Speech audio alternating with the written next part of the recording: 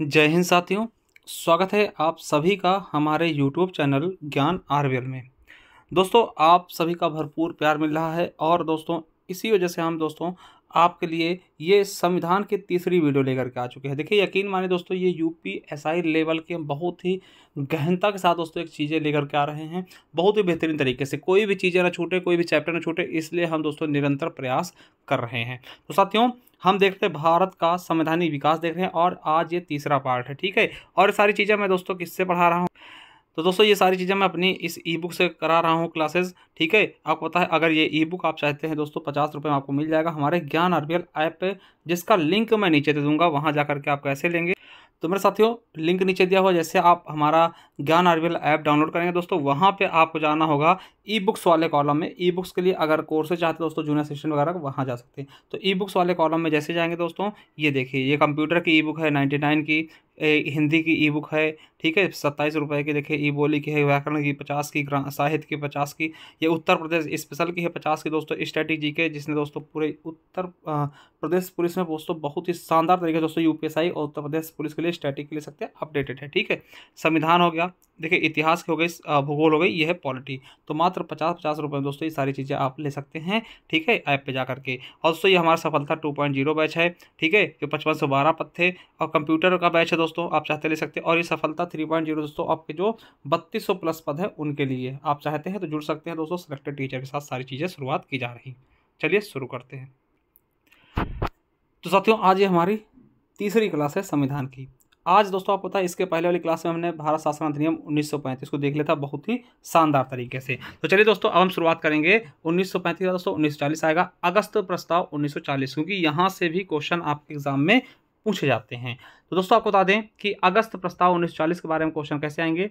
तो आपको बता दें ये किसके समय आया था। तो इस समय दोस्तों लॉर्ड लिनलिथगो ने 8 अगस्त 1940 को एक प्रस्ताव रखा, जिसे अगस्त प्रस्ताव के नाम से जानते हैं, यानी कि अगस्त में हुआ था ये प्रस्ताव, आया था 1940 के, इसीलिए इसको अगस्त प्रस्ताव के नाम से जानते थे। देखिए इस प्रस्ताव के कुछ निम्नलिखित प्रावधान थे क्या, कि भारत के लिए, देखिए ये आपके यूपीएसआई में पूछा गया, ठीक है, कि अगस्त प्रस्ताव कब आया था, तो 1940 में 8 अगस्त, ठीक है। देखिए इस प्रस्ताव में कुछ चीजें मांगी गई थी कि भारत के लिए डोमिनियन स्टेट का दर्जा दिए, है ना, और भारतीयों को सम्मिलित कर युद्ध सलाहकार परिषद की भी स्थापना की जाए, जो युद्ध से सलाहकार सलाह लेते हैं कि युद्ध करना नहीं करना, उसमें भारतीयों को शामिल किया जाए, और वायसराय की कार्यकारिणी परिषद का विस्तार किया जाए। ये क्वेश्चन भी आपके यूपीएसआई 2017 में पूछा गया था। और याद रखेंगे दोस्तों, आपको बता दें कि नोट करके लिख लीजिएगा कि भारतीय स्वतंत्रता के लिए बर्लिन समिति 1915 में जिम्मरमैन योजना के तहत स्थापित की गई। देखिए ये आपके यूपीएसआई 2017 में पूछा गया था। और इसका आयोजन किसके द्वारा किया गया था, ठीक है, तो किसके द्वारा, वीरेंद्रनाथ, भूपेंद्रनाथ, लाला हरदयाल और जर्मन विदेश मंत्रालय के सहयोग से दोस्तों इसको इसका दोस्तों क्या किया गया था, आयोजन किया गया था, किसका, जिम्मरमैन योजना जो बर्लिन समिति हुई थी, ठीक, इस समिति, ये दोस्तों हमने अलग से पॉइंट रख दिया है, ये क्वेश्चन आपके एग्जाम में पूछा गया है, ठीक है। तो याद रखेंगे आपसे अगस्त प्रस्ताव बस पूछेगा कब आया था, तो दोस्तों आपका 8 अगस्त 1940 को, ठीक है। और कौन इस समय वायसराय था दोस्तों, लॉर्ड लिनलिथगो, ठीक है। चलिए अब दोस्तों इसके बाद क्रिप्स मिशन आएगा। 22 मार्च 1942 को क्रिप्स मिशन आया था, भारत आया, क्रिप्स मिशन भारत आया दोस्तों, इसके बारे में देखते हैं, यहाँ से भी क्वेश्चन पूछे जाते हैं, क्या है, तो 22 मार्च 1942 को क्रिप्स मिशन भारत आया था।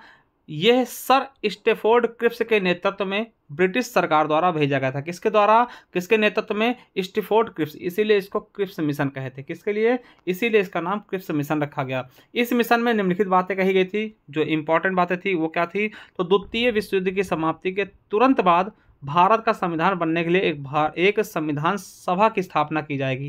यानी ये कहा गया कि अगर दोस्तों युद्ध, इस समय देखिए द्वितीय विश्व युद्ध चल रहा था ना, उसमें कहा गया था भारतीय लोग हमारा साथ देंगे, तो दोस्तों भारत के जो तुरंत दोस्तों, ठीक, जैसे ही विश्व युद्ध समाप्त होगा उसके तुरंत बाद भारत का संविधान बनेगा, इसके लिए एक संविधान सभा की भी स्थापना की जाएगी, और पूर्ण औपनिवेशिक राज्य का दर्जा भी दिया जाएगा। महात्मा गांधी दोस्तों इसे क्या बोला, क्रिप्स मिशन को क्या बोला था, कि भविष्य की तिथि में भुनाने वाला चेक है, यानी पोस्ट डेटेड चेक कहा था, और इसे कांग्रेस व मुस्लिम लीग दोनों द्वारा दोस्तों अस्वीकार कर दिया गया था। कांग्रेस, चाहे आपका मुस्लिम लीग हो या फिर दोस्तों राष्ट्रीय कांग्रेस रही हो, उन्होंने क्रिप्स मिशन के सुझाव को पूरी तरीके से क्या कर दिया था, अस्वीकार कर दिया था। बोला हमें ये चीज़ें, आप पे भरोसा नहीं है कि आप युद्ध, देखिए प्रथम विश्व युद्ध में भी हमसे लड़वाया, अब द्वितीय विश्व युद्ध कह रहे हैं कि इसके बाद हम आपका संविधान सभा गठन कर देंगे, तो ये भी मुझे स्वीकार नहीं है। ठीक है, तो क्रिप्स मिशन कब आया था? 22 मार्च 1942 को, याद रखेंगे, देखिए डेट। ठीक है, चलिए उसके बाद वेवेल योजना। वेवेल योजना दोस्तों कब? 1945 में। ठीक है, याद रखेंगे, वेवेल योजना 1945। वेवेल किस लिए नाम पड़ा? क्योंकि दोस्तों इस समय जो तत्कालिक वायसराय थे वो लॉर्ड वेवेल थे ना। याद रखेंगे कि विश्व युद्ध की समाप्ति के बाद, देखिए जब विश्व युद्ध की समाप्ति होती है 1945 में, याद रखेंगे, तो विश्व युद्ध की समाप्ति के बाद जापान के विरुद्ध भारतीय समर्थन प्राप्त करने, देखिए जापान के विरुद्ध इंग्लैंड जो था, जापान के विरुद्ध भारतीय समर्थन प्राप्त करने के लिए भारत में संवैधानिक गतिरोध को समाप्त करने के लिए 4 जून 1945 को भारत के तत्कालिक वायसराय लॉर्ड वेवेल ने इस योजना की घोषणा कर दी। इसमें क्या कहा गया इनके द्वारा? देखिए वेवेल योजना में क्या क्या कहा गया कि दोस्तों ये कहने का मतलब ये था कि भारतीयों को शांत करने के लिए, ठीक है, भारतीयों का सहयोग प्राप्त करने के लिए ये योजना लाएगा। क्या था उद्देश्य? योजना का उद्देश्य क्या था कि भारतीयों द्वारा संविधान बनाए जाने तक के लिए किसी प्रकार की एक प्रकार दोस्तों अंतरिम व्यवस्था की जाए। ठीक है, यानी कि भारतीयों द्वारा संविधान बनाए जाने तक के लिए एक प्रकार की अंतरिम व्यवस्था की जाए। ठीक है, और दोस्तों दूसरा, वायसराय की कार्यकारिणी परिषद का पुनर्गठन किया जाए, जिसमें वायसराय और सैन्य प्रमुख, कौन? वायसराय और सैन्य प्रमुख को छोड़कर सभी के सभी सदस्य क्या हो जाए? भारतीय हो जाएं। ठीक है, नहीं, भारतीयों को खुश करने के लिए। ठीक है, चलिए, और दोस्तों परिषदों में हिंदुओं और मुस्लिमों को समान प्रतिनिधित्व मिलेगा। दोस्तों ये फिर वही बात कर दी ना कि जितने हिंदू सदस्य होंगे उतने मुस्लिम होंगे, दोनों बराबर तरीके से प्रतिनिधित्व मिलेगा। अगला क्या था कि भारत छोड़ो आंदोलन में गिरफ्तार सभी नेताओं को रिहा किया जाएगा तथा शिमला में एक सर्वदलीय सम्मेलन बुलाया जाएगा। दोस्तों यानी कि इन्होंने कहा था जो भारत छोड़ो आंदोलन 1942 में हुआ था, आपको पता होगा, ठीक है, उसमें बहुत सारे नेता गिरफ्तार हुए थे। कहा गया था कि इनको हम छोड़ देंगे और शिमला में सबको दोस्तों एक साथ बुलाया जाएगा, मीटिंग की जाएगी। ठीक है, योजना असफल होती क्यों? कांग्रेस ने अखंड भारत का आग्रह किया, वहीं मुस्लिम लीग ने दोस्तों पाकिस्तान की मांग कर ली। कांग्रेस ने कहा भैया भारत पूरा एक ही रहेगा, भारत पाकिस्तान पूरा एक ही रहेगा, मगर मुस्लिम लीग दोस्तों अपने कहा इनके अंदर एक अलग सा ही दोस्तों कीड़ा था कि हमें पाकिस्तान चाहिए, हमें पाकिस्तान चाहिए, तो भैया पाकिस्तान ले लें। और ठीक है, तो इसलिए ये योजना क्या रही? असफल रही। चलिए अब जो शिमला सम्मेलन होता है, देखिए शिमला में एक सर्वदलीय बैठक बुलाने की बात की गई थी, अब शिमला सम्मेलन होगा। देखिए किसके द्वारा कही गई थी? इसी द्वारा ना कि भारत छोड़ो आंदोलन में गिरफ्तार सभी नेताओं को रिहा किया जाएगा और एक शिमला में एक सर्वदलीय बैठक बुलाई जाएगी। तो वही दोस्तों शिमला सम्मेलन दोस्तों कब बुलाया गया? तो 25 जून 1945 को। इसमें होता क्या है कि यह शिमला में होने वाला एक सर्वदलीय सम्मेलन था, यानी सभी दल के लोग यहाँ पर इकट्ठे हुए थे। इसमें कुल 22 प्रतिनिधियों ने हिस्सा लिया था। इस प्रतिनिधि मंडल का नेतृत्व कौन कर रहा था? अबुल कलाम आज़ाद। आपको पता ये पहले शिक्षा मंत्री थे, है ना, यही अबुल कलाम आज़ाद हैं, जिनके दोस्तों जन्म दिवस को हम क्या मनाते हैं? एजुकेशन डे, शिक्षा दिवस, ना कि शिक्षक दिवस। देखिए शिक्षा दिवस के रूप में मनाते हैं।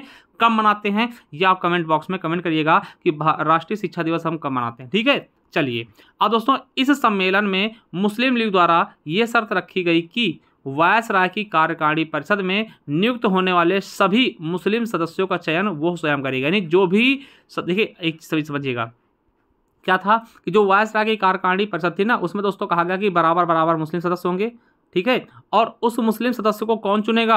वो मुस्लिम लीग चुनेगी, ना कि और कोई। मतलब कितने मुस्लिम इस कार्यकारिणी परिषद में होंगे वो मुस्लिम लीग तय करेगी ना। तो समझ लीजिएगा इसमें क्या कहा गया कि इस सम्मेलन में मुस्लिम लीग द्वारा एक शर्त रखी गई कि वायसराय की कार्यकारिणी परिषद में नियुक्त होने वाले सभी मुस्लिम सदस्यों का चयन वह स्वयं करेगी। कौन करेगी? मुस्लिम लीग। लेकिन कांग्रेस ने इस प्रस्ताव को मानने से मतलब मुकर गए, क्योंकि कांग्रेस में भी दोस्तों मुस्लिम थे। ठीक है, तो कांग्रेस ने इसको नहीं माना। ठीक है, और दोस्तों याद रखेंगे कि मुस्लिम लीग के इस अतार्किक प्रस्ताव के कारण 24 जून से 14 जुलाई तक चलने वाला शिमला सम्मेलन अंशतः क्या हो गया? असफल रहा। इसका कोई मतलब नहीं निकला। अब कैबिनेट मिशन आ गया। कैबिनेट मिशन आ गया 1946 में। याद रखिएगा कैबिनेट मिशन, आपको पता इसी के द्वारा दोस्तों क्या होता है? आपके संविधान का निर्माण किया जाता है ना, संविधान सभा बनाई जाती है। ठीक है, चलिए कैबिनेट मिशन द्वारा सुझाए गए प्रस्तावों के तहत, देखिए कैबिनेट मिशन द्वारा सुझाए गए प्रस्तावों के तहत नवंबर 1946 में संविधान सभा का गठन किया गया। देखिए कैबिनेट आपसे पूछेगा कि संविधान सभा का गठन किसके द्वारा किया गया? कैबिनेट मिशन के द्वारा। और संविधान का दोस्तों निर्माण किसके द्वारा किया गया, तब दोस्तों संविधान सभा के द्वारा। ठीक है, ये चीज समझिएगा कि संविधान सभा का निर्माण कैबिनेट मिशन के द्वारा किया गया। कब आया दोस्तों कैबिनेट मिशन, कब आया, तो नवंबर 1946 में। याद रखिएगा, द्वितीय विश्व युद्ध के बाद ब्रिटेन में 1945 में दोस्तों चुनाव हुए, जिसमें दोस्तों लेबर पार्टी जीत गई। ठीक है, और लेबर पार्टी के नेता जो थे सर क्लीमेंट एटली द्वारा, सर क्लीमेंट एटली ब्रिटेन के प्रधानमंत्री बने, और इन्हीं के द्वारा कैबिनेट मंत्रियों की 3 सदस्यीय दोस्तों समिति बनाई गई। ठीक है, याद रखिएगा, इसमें कौन कौन थे, तो स्टेफोर्ड क्रिप्स थे। ठीक, स्टेफोर्ड क्रिप्स थे जो कि व्यापार बोर्ड के अध्यक्ष थे। दूसरे लॉर्ड पैथिक लॉरेंस थे जो कि भारत सचिव थे, और तीसरे एवी अलेक्जेंडर दोस्तों जो नौसेना मंत्री थे। ठीक है, और इस मिशन के जो अध्यक्ष थे वो पैथिक लॉरेंस थे, यानी पैथिक लॉरेंस को दोस्तों इन्हें क्या बनाया गया, इसका अध्यक्ष बनाया गया कैबिनेट मिशन का। और याद रखेंगे, पहली बार यह प्रस्ताव 16 मई 1946 को प्रस्तुत किया गया। यह मिशन 24 मार्च 1946 को दिल्ली पहुंचा, और भारत में दिल्ली का पहुंचा दोस्तों 24 मार्च 1946 को कैबिनेट मिशन दिल्ली पहुंचा, और भारत में एक अंतरिम सरकार की स्थापना तथा संविधान सभा के गठन एवं संविधान निर्माण हेतु एक योजना प्रस्तुत की, यानी कि कैबिनेट मिशन के द्वारा ही दोस्तों अंतरिम सरकार की स्थापना की जाएगी और संविधान सभा की स्थापना की जाएगी। ये सब कैबिनेट मिशन द्वारा ही किया गया। ठीक है, चलिए कैबिनेट मिशन के प्रस्ताव आपको बता दें कि 16 मई 1946 को कैबिनेट मिशन प्लान के अंतर्गत इसे कार्यान्वित किया गया, यानी कि इसे बनाया गया। ठीक है, संविधान सभा बनाई गई। अब देखिए, संविधान सभा में कुल कितने सदस्य संख्या थी, यूपीएसआई एसएससी जीडी में पूछा गया। संविधान सभा में कुल सदस्य संख्या कितनी थी, 389 होनी थी। ठीक है, कितनी, 389। इसमें दोस्तों बता दें कि देखिए उस समय भारत क्या था, छोटे छोटे रियासतों में बटा हुआ था, हर जगह के अलग अलग राजा थे। ठीक है, कुछ दोस्तों डायरेक्ट कांग्रेस डायरेक्ट दोस्तों कुछ अंग्रेजों के अधीन थे। ठीक है, तो समझिएगा इसको 3 भागों में बांटा गया था। 389 सीटें थी, इनको 3 भागों में बांटा गया था। पहले 93 सीटें देसी रियासतों थी। ठीक है, ये क्वेश्चन आपके एसएससी सीजीएल में पूछा गया कि कितनी सीटें थी देसी रियासतों, 93। 292 सीटें किसकी थी, ब्रिटिश प्रांत से थी, और 4 सीटें चीफ कमिश्नरी क्षेत्र से थी।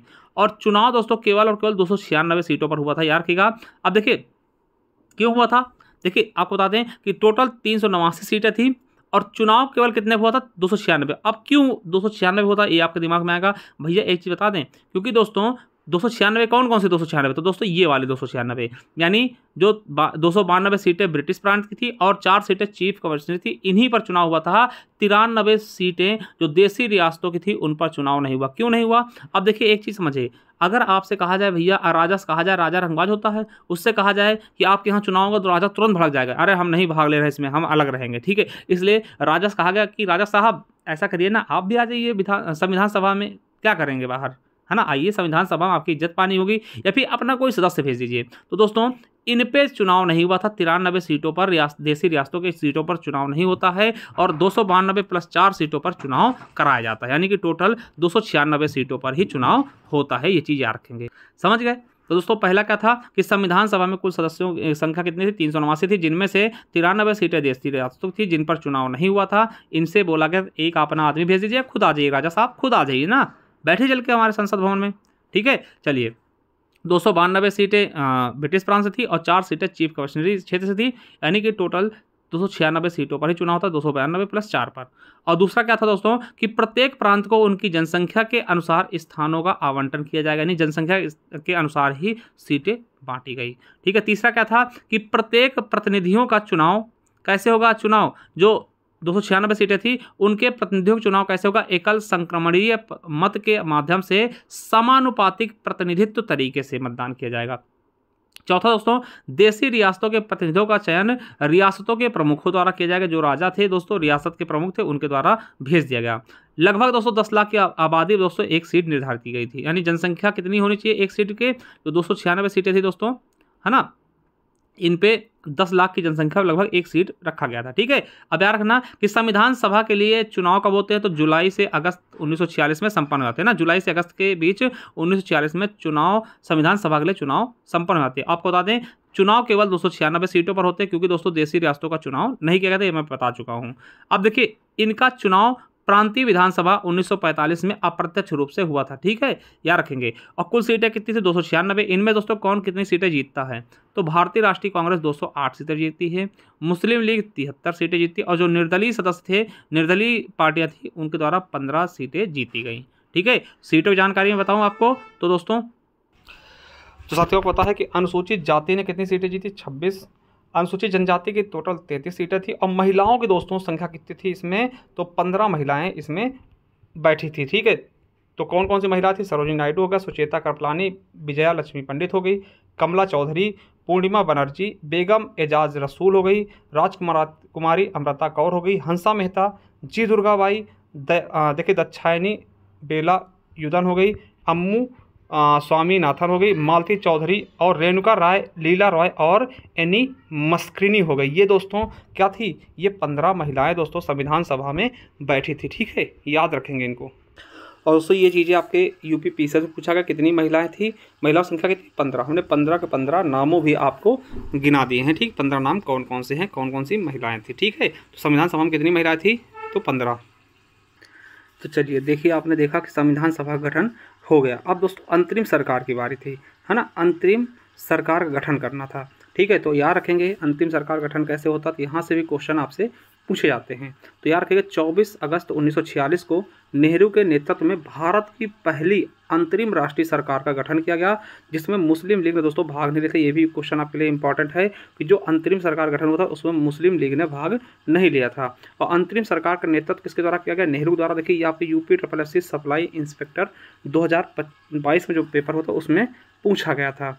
ठीक है, याद रखेंगे कि 2 सितंबर 1946 को नेहरू जी ने 11 अन्य सदस्यों के साथ अपने पद की शपथ ली थी।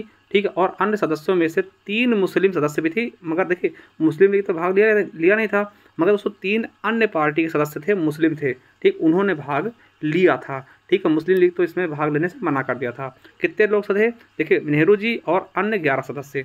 आपको बता दें कि 26 अक्टूबर 1946 को मुस्लिम लीग भी सरकार में शामिल हो गई, जिसका उद्देश्य परिषद के भीतर रहकर दोस्तों पाकिस्तान के लिए लड़ना। ठीक है, यानी देखिए पहले मुस्लिम लीग ने भाग नहीं लिया, मगर 26 अक्टूबर को मुस्लिम लीग ने भी इसमें भाग ले लिया। किस लिए, कि हम यहाँ पे दोस्तों जाएंगे, संविधान सभा में जाएंगे, इसमें नेतृत्व में रहेंगे और वहाँ पाकिस्तान की मांग को उठाएंगे। इसके अध्यक्ष कौन था दोस्तों, अंतरिम अंतरिम सरकार का, तो लॉर्ड माउंटबेटन दोस्तों ये अध्यक्ष थे, जो कि वायसराय थे। उपाध्यक्ष दोस्तों कौन थे, जवाहरलाल नेहरू। ठीक है, और इसका दोस्तों नेतृत्व किसने किया था, जवाहरलाल नेहरू द्वारा। ठीक है, तो किसको कौन सा मंत्रालय मिला था, ये चीज़ याद रख लेंगे। ठीक है, ये चीज़ आपको याद रखना है, किसको कौन सा मंत्रालय मिला था। यहाँ से क्वेश्चन पूछेंगे, अंतरिम सरकार में राष्ट्रमंडल संबंधी किसके पास अधिकार थे, तो जवाहरलाल नेहरू। ठीक है, चलिए देखिए जवाहरलाल नेहरू पास क्या था, राष्ट्रमंडल संबंध और विदेशी मामले, यानी जो आप सकते फॉरेन चीज़ें हैं, जैसे अभी दोस्तों विदेशी मंत्रालय किसके पास है, जयशंकर के पास। वैसे दोस्तों इनको दिया गया जवाहरलाल नेहरू को। और गृह मंत्रालय जैसे अभी आपको पता है अमित शाह हैं, तो गृह मंत्रालय और सूचना एवं प्रसारण संबंधी मामले किसको दिए गए हैं, तो दोस्तों विभाग किसको दिएगा, सरदार वल्लभ भाई पटेल को। खाद्य और कृषि मंत्रालय किसको दिया गया था, राजेंद्र प्रसाद जी को। ठीक है, उद्योग और नागरिक आपूर्ति किसके पास था, जॉन माथाई के पास। देखिए श्रम मंत्रालय किसके पास था, जगजीवन राम। ठीक है, जीवन भर दोस्तों श्रम करते रहे। ठीक है, चलिए रक्षा मंत्रालय किसके पास था, तो कोई दोस्तों सरदार होगा वही रक्षा करेगा, तो सरदार बलदेव सिंह के पास ना, जिसका बल होगा वही रक्षा करेगा।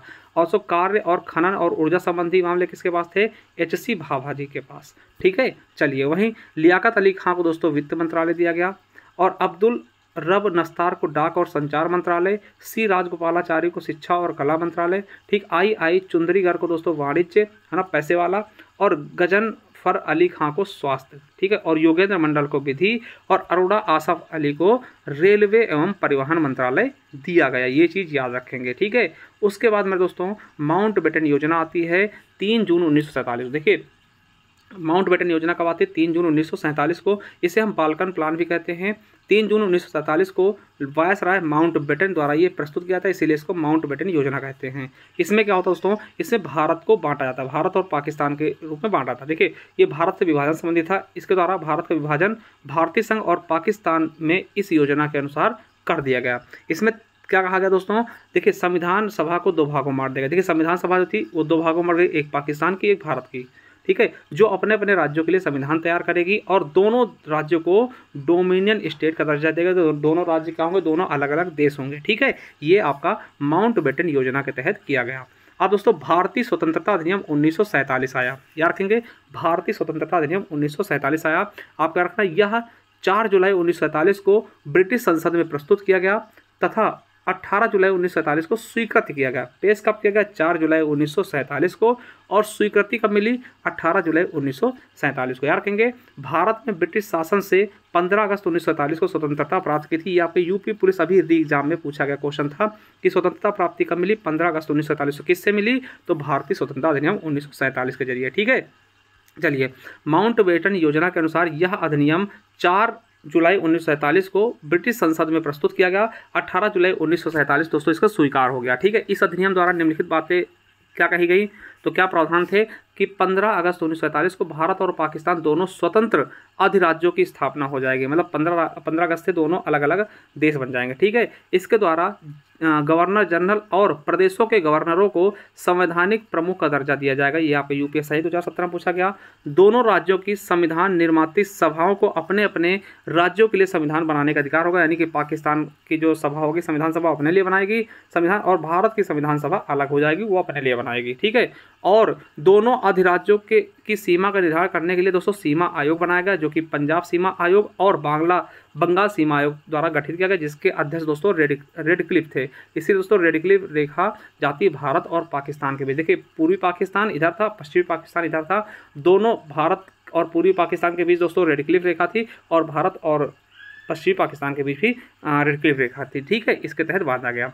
और तो प्रथम स्वतंत्र भारत का पहला मंत्रिमंडल भी गठित हुआ 1947 में। यहाँ से भी क्वेश्चन पूछते हैं। ठीक है, जो स्वतंत्र भारत का ये है, और उसके पहले दोस्तों हमने आपको अंतरिम सरकार का भी मंत्रिमंडल बता दिया। अब स्वतंत्र भारत का मंत्रिमंडल देखते हैं कि किसे कौन सा पद मिला। दोस्तों ये वाले ज़्यादा इंपॉर्टेंट हैं। देखिए, अब अगर आपसे अंतरिम सरकार का पूछेगा तब वो बताना है। अब स्वतंत्र भारत, जब भारत स्वतंत्र होता है, ठीक है, तो पंडित जवाहरलाल नेहरू को प्रधानमंत्री, विदेशी मामले, ठीक है, वैज्ञानिक शोध और राष्ट्रमंडल संबंधी चीज़ें मिल जाती हैं। सरदार पटेल पहले भी गृह मंत्री थे, अब सूचना और राज्य मामलों के भी मंत्री बना दिए गए। डॉक्टर राजेंद्र प्रसाद खाद्य और कृषि मंत्रालय था।